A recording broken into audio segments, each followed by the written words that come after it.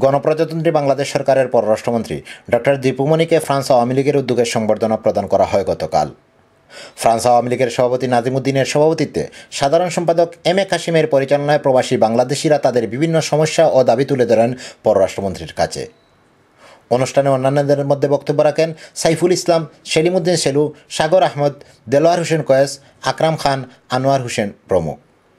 তবে বাংলাদেশ দূতাবাসের দুর্নীতি, প্রবাসীদের হয়রানি এবং ভারতের নাগরিকদের সরাসরি বাংলাদেশের পাসপোর্ট দেওয়ার বিষয়টি উঠে আসে বিভিন্ন বক্তার বক্তব্যে।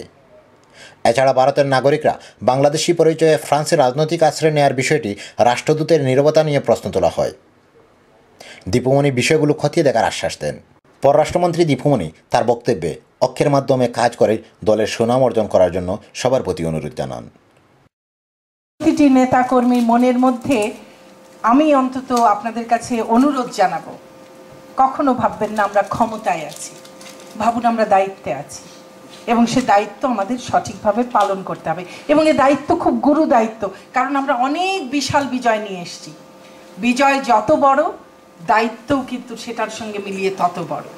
কাজে আমরা এই যে প্রায় 3/4 আসন নিয়ে সংসদে জিতেছি, এত বড় বিজয় আমাদের ঘাড়ে কিন্তু বিশাল বোঝা, দায়িত্বের বোঝা চাপিয়ে দিয়েছে। প্রতি মুহূর্তে আমাদের প্রত্যেকের, যারা আমরা সরকার চালাচ্ছি তাদের যেমন মাথায় আছে, একইভাবে আপনারা যারা আছেন, দূরে থাকুন কাছে থাকুন, আওয়ামী লীগের নেতাকর্মী, জননেত্রী শেখ হাসিনার নেতাকর্মী, তাদের প্রতি মুহূর্তে মনে রাখতে হবে আমরা দায়িত্বে আছি। সে দায়িত্ব আমাদের সঠিকভাবে পালন করতে হবে। আর সে দায়িত্ব পালন করতে হলে আমাদের ঐক্যের আর শৃঙ্খলার কোনো বিকল্প নেই। Nurul Wahid, channel S news, France.